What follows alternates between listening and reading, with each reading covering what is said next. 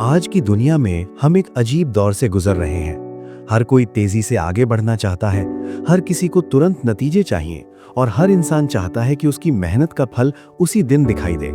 Social media ने हमें सिखा दिया है कि सफलता वायरल होती है, रातों रात आती है और अगर आज दिख नहीं रही तो शायद कभी आएगी ही नहीं। इसी शोर, इसी जल्दबाजी और इसी भ्रम के बीच एक ऐसी कहानी है जो बिल्कुल उल्टी दिशा में चलती है। ये कहानी शोर से नहीं, खामोशी से बनी। ये कहानी दिखावे से नहीं, धैर्य से बनी। ये कहानी उस इंसान की है जिसने दुनिया को ये नहीं दिखाया कि वो कितना बड़ा बनना चाहता है, बल्कि ये साबित किया कि वो दूसरों के लिए कितना बेहतर बन सकता है। हम बात कर रहे हैं जेफ बेजोस की, लेकिन उससे भी ज्यादा हम बात कर रहे हैं उस सोच की जिसने एक छोटे से आइडिया को वैश्विक साम्राज्य में बदल दिया। जेफ बेजोस की कहानी किसी राजा के बेटे की कहानी नहीं है, नहीं किसी अचानक मिले चमत्कार की। ये कहानी शुरू होती है सवालों से, डर से और एक बहुत गहरी बेचैनी से। उस बेचैनी से जो एक इंसान को रात में सोने नहीं देती, क्योंकि उसे लगता है कि अगर उसने आज सही सवाल नहीं पूछा तो कल बहुत देर हो जाएगी। बेजोस उस समय एक सुरक्षित, ऊंची सैलरी वाली नौकरी में थे। वॉल स्ट्रीट पर उनका भविष्य तय लग रहा था, लेकिन उसी तय भविष्य के बीच उन्हें सबसे ज्यादा डर इस बात का नहीं था कि अगर उन्होंने नौकरी छोड़ दी तो क्या होगा, बल्कि इस बात का था कि अगर उन्होंने कोशिश ही नहीं की तो क्या होगा। उन्होंने खुद से एक सवाल पूछा, जब इंटरनेट इतनी तेजी से बढ़ रहा है तो क्या मैं इस लहर पर सवार होना चाहता हूं या किनारे खड़ा होकर सिर्फ देखना चाहता हूं। यह सवाल सिर्फ बिजनेस का नहीं था, यह जीवन का सवाल था। जब बेजोस ने अमेज़न की शुरुआत की तब उनका सपना दुनिया का सबसे अमीर इंसान बनना नहीं था। उनका सपना था दुनिया का सबसे ज्यादा कस्टमर फोकस्ड प्लेटफॉर्म बनाना। ये बात आज सुनने में बहुत सामान्य लगती है, लेकिन उस समय ये सोच लगभग अजीब थी। उस दौर में कंपनियां प्रोडक्ट से ऑब्सेस्ड थीं, कंपटीशन से डरती थीं और प्रॉफिट को भगवान मानती थीं। बेजोस ने एक अलग रास्ता चुना। उन्होंने कहा कि अगर हम कस्टमर को केंद्र में रखेंगे, अगर हम उसकी जरूरतों को उससे पहले समझेंगे जब वो खुद उन्हें शब्दों में नहीं ढाल पाएगा, तो पैसा अपने आप आएगा। ये सोच आसान नहीं थी, क्योंकि इसका मतलब था लंबे समय तक नुकसान सहना, आलोचना झेलना और बार बार गलत समझा जाना। अमेज़न के शुरुआती सालों में मीडिया लगातार सवाल उठाता था। लोग कहते थे कि ये कंपनी कभी मुनाफा नहीं कमा पाएगी। एनालिस्ट्स लिखते थे कि बेजोस को इकोनॉमिक्स की समझ नहीं है। इन्वेस्टर्स परेशान रहते थे कि आखिर कब प्रॉफिट दिखेगा। लेकिन बेजोस शांत रहते थे, क्योंकि उनका ध्यान उन लोगों पर नहीं था जो बाहर खड़े होकर सवाल कर रहे थे। उनका ध्यान उन लोगों पर था जो अमेज़न की वेबसाइट खोलते थे, किताब ढूंढते थे और उम्मीद करते थे कि उन्हें एक बेहतर अनुभव मिलेगा। बेजोस समझते थे कि कस्टमर का भरोसा एक ऐसा एसेट है जो बैलेंस शीट में नहीं दिखता, लेकिन वही किसी भी साम्राज्य की असली नींव होता है। कस्टमर ऑब्सेशन का मतलब बेजोस के लिए सिर्फ अच्छी सर्विस देना नहीं था। इसका मतलब था हर दिन खुद से ये पूछना कि क्या हम अपने कस्टमर के जीवन को थोड़ा और आसान बना सकते हैं? क्या हम उसकी परेशानी को कुछ सेकंड, कुछ क्लिक या कुछ रुपए कम कर सकते हैं? इसी सोच से फ्री रिटर्न्स आए, फास्ट डिलीवरी आई, रिकमेंडेशंस आई और धीरे धीरे अमेज़न सिर्फ एक ऑनलाइन बुक स्टोर नहीं रहा, बल्कि लोगों की रोजमर्रा की जिंदगी का हिस्सा बन गया। ये सब किसी एक बड़े आइडिया से नहीं हुआ, बल्कि हजारों छोटे छोटे फैसलों से हुआ जिनका एक ही केंद्र था, कस्टमर। आज जब हम जेफ बेजोस की सफलता को देखते हैं तो अक्सर हम एंड रिजल्ट पर अटक जाते हैं। हम अमेज़न की वैल्यूएशन देखते हैं, वेयरहाउसेस देखते हैं, ड्रोन्स और रॉकेट्स देखते हैं, लेकिन हम भूल जाते हैं कि ये सब तय हो गया था जब बेजोस ने ये फैसला लिया था कि वो शॉर्ट टर्म अपलॉज के बजाय लॉन्ग टर्म ट्रस्ट चुनेगा।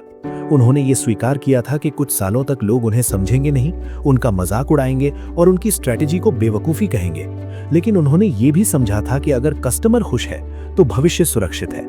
ये कहानी आज इसलिए जरूरी है क्योंकि हम एक ऐसे समय में जी रहे हैं जहां हर इंसान अपने अपने तरीके से अमेज़न बनने की कोशिश कर रहा है। कोई यूट्यूब चैनल बना रहा है, कोई ट्रेडिंग कर रहा है, कोई स्टार्टअप खड़ा कर रहा है और कोई अपने पर्सनल ब्रांड पर काम कर रहा है। लेकिन ज्यादातर लोग एक ही गलती कर रहे हैं, वे रिजल्ट के पीछे भाग रहे हैं, रिलेशनशिप के पीछे नहीं। वे व्यूज, लाइक्स, प्रॉफिट और फॉलोअर्स को कस्टमर समझ बैठे हैं, जबकि असली कस्टमर इंसान होता है, उसकी उम्मीदें होती है, उसका भरोसा होता है। जेफ बेजोस की कस्टमर ऑब्सेशन हमें यह सिखाती है कि असली खेल नंबर्स का नहीं, नजरिए का है। जब आप ये तय कर लेते हैं कि आप किसकी सेवा कर रहे हैं, तब आपके फैसले अपने आप साफ होने लगते हैं। तब आप ये नहीं पूछते कि इससे मुझे तुरंत क्या मिलेगा, बल्कि ये पूछते हैं कि इससे सामने वाले का जीवन कैसे बेहतर होगा। यही सवाल बेजोस हर मीटिंग में, हर ईमेल में और हर डिसीजन में पूछते थे। और यही सवाल अमेज़न की डीएनए बन गया। ये डॉक्यूमेंट्री सिर्फ एक बिजनेस स्टोरी नहीं है, ये एक आईना है। ये आपको मजबूर करेगी खुद से पूछने के लिए कि आप जो भी कर रहे हैं वो किसके लिए कर रहे हैं। क्या आप भी शॉर्ट टर्म वैलिडेशन के पीछे भाग रहे हैं या लॉन्ग टर्म इम्पैक्ट बनाने की हिम्मत रखते हैं? जेफ बेजोस की कहानी हमें ये नहीं सिखाती कि हमें अमेज़न बनाना है, बल्कि ये सिखाती है कि हमें अपनी जिंदगी में कस्टमर ऑब्सेशन लानी है। चाहे वो कस्टमर आपका व्यूअर हो, आपका क्लाइंट हो, आपका परिवार हो या आपका फ्यूचर सेल्फ हो, क्योंकि अंत में साम्राज्य वही टिकते हैं जो लोगों के भरोसे पर खड़े होते हैं, और भरोसा कभी जल्दी नहीं बनता। जेफ बेजोस की कस्टमर ऑब्सेशन सिर्फ एक बिजनेस स्ट्रैटेजी नहीं थी, ये एक मानसिकता थी, एक जीवन दर्शन था जिसे उन्होंने हर उस फैसले में जिया जहां ज्यादातर लोग शॉर्टकट चुन लेते हैं। अमेज़न के शुरुआती दिनों में जब कंपनी सिर्फ किताबें बेचती थी, तब बेजोस को यह बिल्कुल साफ दिख रहा था कि असली लड़ाई किताबों की नहीं है, असली लड़ाई भरोसे की है। उस समय ऑनलाइन शॉपिंग अपने शुरुआती दौर में थी। लोग इंटरनेट पर अपना क्रेडिट कार्ड डालने से डरते थे। उन्हें शक था कि सामान सही आएगा या नहीं, आएगा भी या नहीं। बेजोस ने समझ लिया था कि अगर इस डर को नहीं जीता गया तो कोई भी टेक्नोलॉजी, कोई भी ग्रोथ काम नहीं आएगी। इसलिए उन्होंने सबसे पहले सिस्टम नहीं, इंसान को समझने पर फोकस किया। अमेज़न की शुरुआत से ही बेजोस हर उस फ्रिक्शन को खत्म करने की कोशिश कर रहे थे जो कस्टमर को परेशान कर सकता था। वेबसाइट स्लो हो, डिलीवरी लेट हो, रिटर्न कॉम्प्लिकेटेड हो, ये सब उनके लिए सिर्फ टेक्निकल प्रॉब्लम्स नहीं थी, बल्कि ट्रस्ट टूटने के मौके थे। बेजोस मानते थे कि कस्टमर एक बार अगर निराश हो गया तो वो सिर्फ चला नहीं जाता, बल्कि अंदर ही अंदर एक कहानी बना लेता है कि ये ब्रांड भरोसे के लायक नहीं है, और यही कहानी धीरे धीरे किसी भी बिजनेस को खत्म कर सकती है। इसलिए अमेज़न ने कई ऐसे फैसले लिए जो उस समय बिजनेस लॉजिक के खिलाफ लगते थे। Free returns, heavy discounts, fast delivery, इन सब का शॉर्ट टर्म कॉस्ट बहुत बड़ा था, लेकिन बेजोस फ्यूचर की करेंसी में सोचते थे, जहां ट्रस्ट सबसे महंगी एसेट थी। कस्टमर ऑब्सेशन का एक गहरा पहलू यह भी था कि बेजोस फीडबैक से भागते नहीं थे, बल्कि उसे ढूंढते थे। अमेज़न में नेगेटिव रिव्यूज को दबाया नहीं गया, छुपाया नहीं गया, कस्टमर्स को खुलकर कंप्लेन करने की फ्रीडम दी गई। बेजोस जानते थे कि क्रिटिसिज्म दरअसल एक रोड मैप है जो आपको बताता है कि अगला सुधार कहां करना है। आज जहां ज्यादातर ब्रांड्स अपनी इमेज बचाने में लगे रहते हैं, वहां बेजोस इमेज से ज्यादा एक्सपीरियंस बचाने में विश्वास करते थे। उनके लिए ब्रांड वो नहीं था जो कंपनी अपने बारे में कहे, बल्कि वो था जो कस्टमर अपने दोस्तों से कहे। ये सोच बेजोस के ईमेल्स और मीटिंग्स में साफ झलकती थी। अमेज़न में एक समय ऐसा आया जब पावर पॉइंट प्रेजेंटेशंस को हटा दिया गया और नैरेटिव मेमोज शुरू हुए।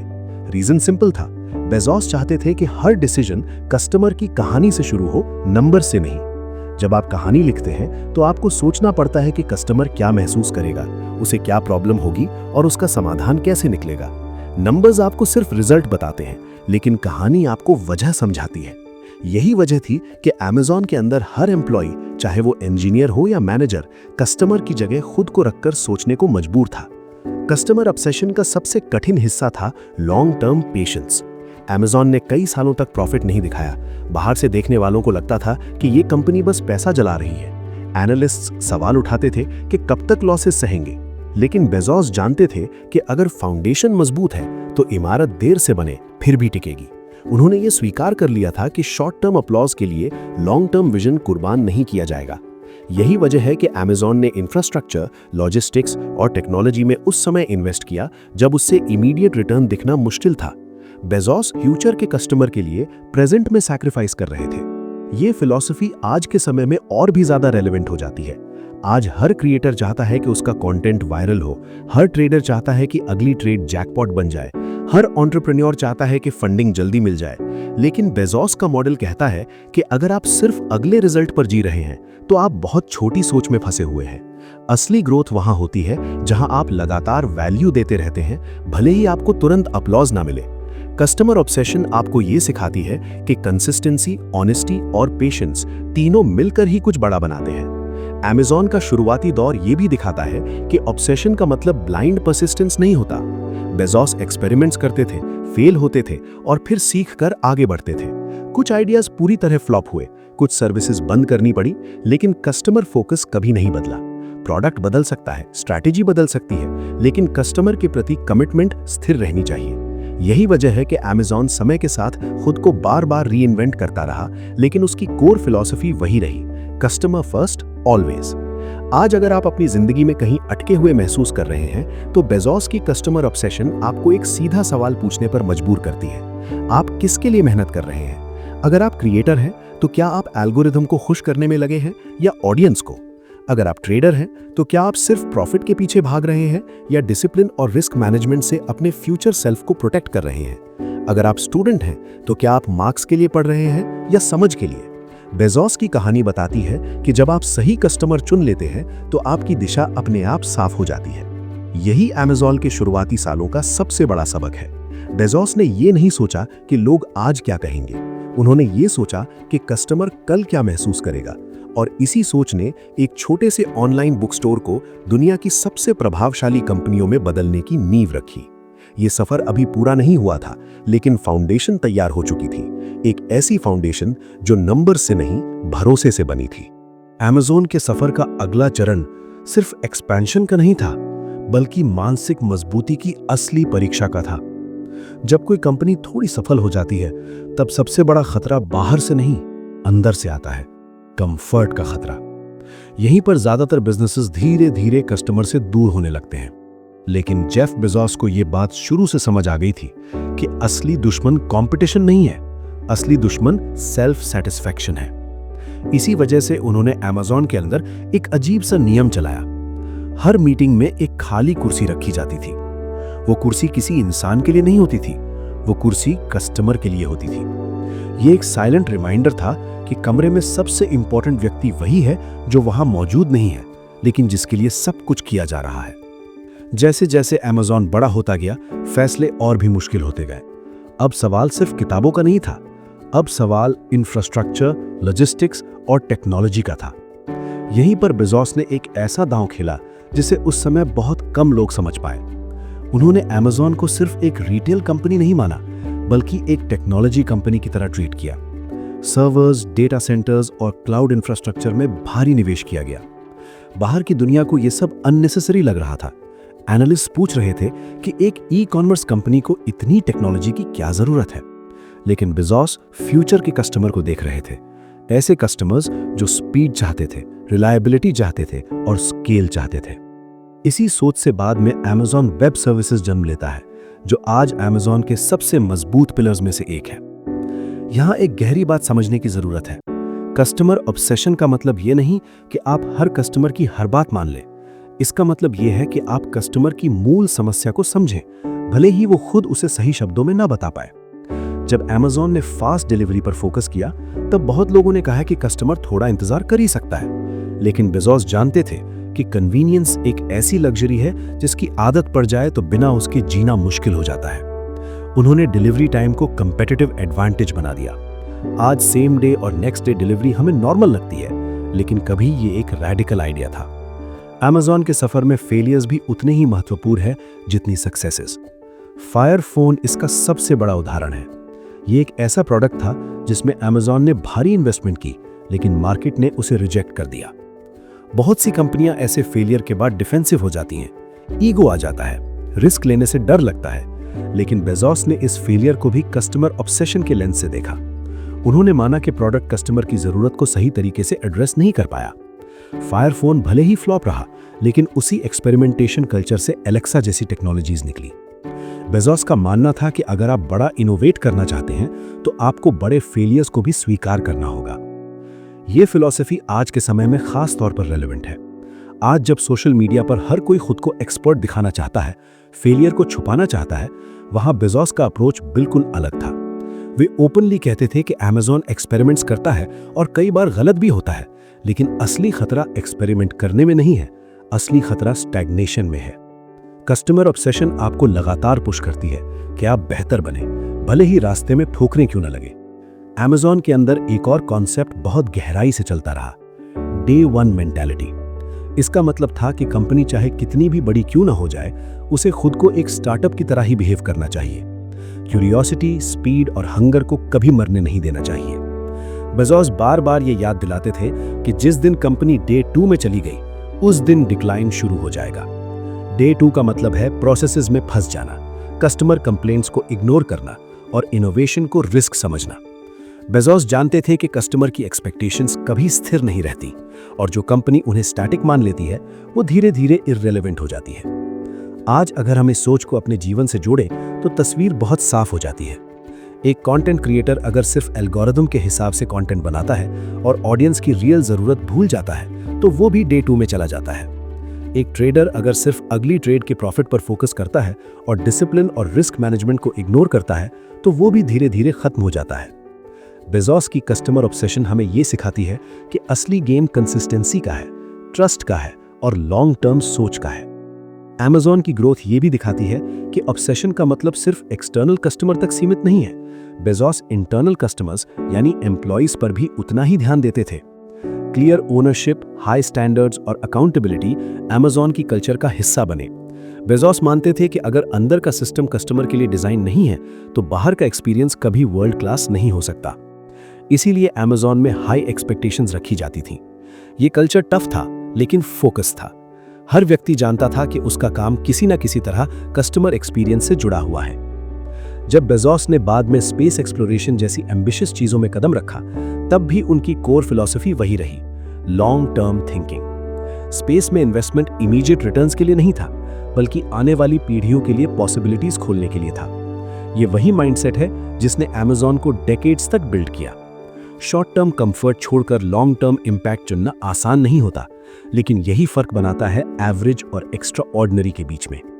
Amazon की कहानी का ये हिस्सा हमें ये समझाता है कि कस्टमर ऑब्सेशन एक डिसीजन नहीं, एक हैबिट है। ये हर दिन खुद से पूछने की आदत है कि क्या हम अभी भी उस इंसान के लिए काम कर रहे हैं जिसके लिए हमने शुरुआत की थी। जैसे ही ये सवाल गायब हो जाता है, डाउनफॉल शुरू हो जाता है। बेजोस ने इस सवाल को कभी गायब नहीं होने दिया। यही वजह है कि Amazon सिर्फ एक कंपनी नहीं बना बल्कि एक सिस्टम बन गया, ऐसा सिस्टम जो कस्टमर की बदलती उम्मीदों के साथ इवॉल्व करता रहा। इस सफर में पैसा आया, पावर आई और इन्फ्लुएंस भी आया, लेकिन यह सब बाय प्रोडक्ट था, गोल नहीं। गोल हमेशा वही रहा, कस्टमर का भरोसा जीतना और उसे बनाए रखना। और शायद यही वजह है कि जेफ बेजोस की कहानी आज भी सिर्फ बिजनेस स्कूल्स में नहीं बल्कि हर उस इंसान के लिए रेलेवेंट है जो कुछ मीनिंगफुल बनाना चाहता है।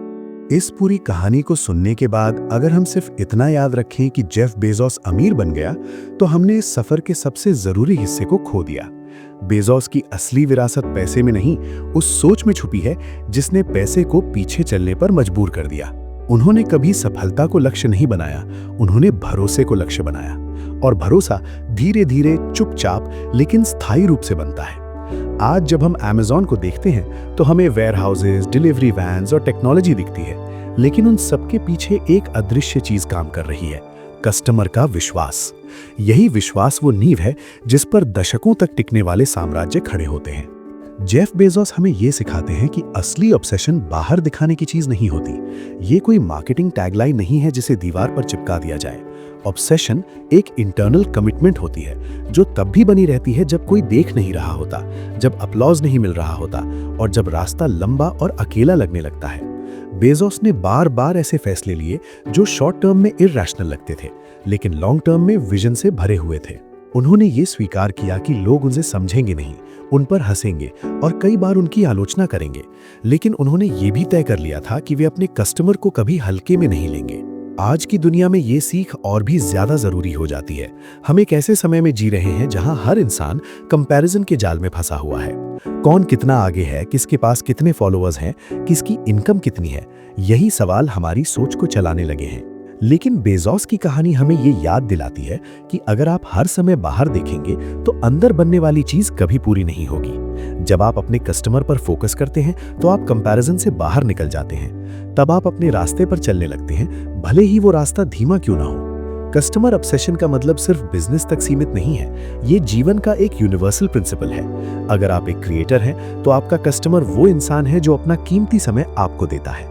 अगर आप ट्रेडर हैं तो आपका कस्टमर आपका फ्यूचर सेल्फ है जिसे आपको इंपल्सिव फैसलों से बचाना है। अगर आप स्टूडेंट हैं तो आपका कस्टमर आपकी आने वाली जिंदगी है जिसे आज की मेहनत से मजबूत बनाना है। जब आप ये साफ कर लेते हैं कि आप किसकी सेवा कर रहे हैं, तब आपके डिसीजंस में क्लैरिटी आ जाती है। तब आप शॉर्टकट से दूर रहते हैं और प्रोसेस से प्यार करना सीखते हैं। जेफ बेजोस की कहानी हमें यह भी सिखाती है कि ग्रोथ हमेशा कंफर्टेबल नहीं होती। कई बार आपको अनपॉपुलर फैसले लेने पड़ते हैं, कई बार आपको अकेले खड़ा रहना पड़ता है, कई बार आपको ऐसे रास्ते चुनने पड़ते हैं जहां इमीडिएट रिवॉर्ड नहीं मिलता। लेकिन अगर आपकी नींव सही है, अगर आपका फोकस सही है, तो समय आपका साथ जरूर देता है। Amazon ने यह साबित किया कि पेशेंस कोई कमजोरी नहीं बल्कि सबसे बड़ा कंपेटिटिव एडवांटेज हो सकता है। आज अगर आप अपने जीवन के किसी मोड़ पर खड़े होकर अनश्योर महसूस कर रहे हैं, तो इस कहानी को एक डायरेक्शन की तरह देखिए। ये आपको ये नहीं बताएगी कि क्या करना है, बल्कि ये बताएगी कि कैसे सोचना है। जेफ बेजोस ने हमें ये नहीं सिखाया कि हमें Amazon बनाना है, बल्कि ये सिखाया कि हमें अपने काम के प्रति ईमानदार, लोगों के प्रति जिम्मेदार और भविष्य के प्रति धैर्यवान बनना है। जब आप ये तीनों चीजें सीख लेते हैं, तब सफलता आपके पीछे पीछे चलने लगती है। अंत में ये याद रखना जरूरी है कि साम्राज्य शोर से नहीं बनते, वे रोजमर्रा के छोटे फैसलों से बनते हैं, जो बाहर से देखने में साधारण लगते हैं लेकिन अंदर से बहुत गहरे होते हैं। जेफ बेजोस ने हर दिन एक ही सवाल खुद से पूछा, क्या हम आज अपने कस्टमर के लिए बेहतर बने? अगर आप भी अपने जीवन में हर दिन ये सवाल पूछने लगे, तो भले ही आप Amazon न बनाएं, लेकिन आप एक ऐसा जीवन जरूर बना लेंगे जिस पर आपको गर्व होगा। और शायद यही सबसे बड़ी सफलता है।